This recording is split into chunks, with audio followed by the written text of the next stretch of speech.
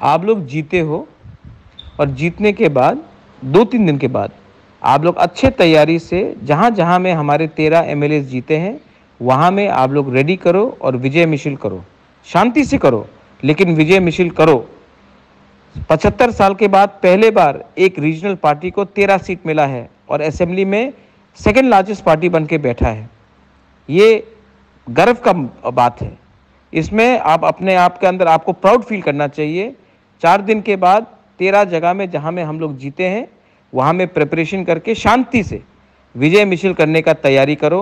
ये बुबागरा का मैसेज है।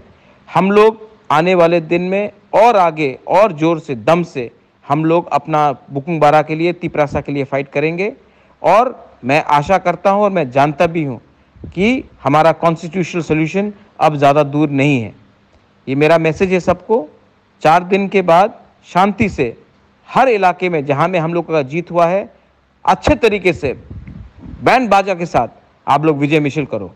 इसमें हमको फख्र करना चाहिए, हमको प्राउड होना चाहिए कि आज बिना सीपीएम का हेल्प लेकर, कांग्रेस का हेल्प लेकर, बीजेपी का हेल्प लेकर हम खुद ब खुद 13 एमएलए बनकर असेंबली में मेन ऑपोजिशन पार्टी बन के आए हैं।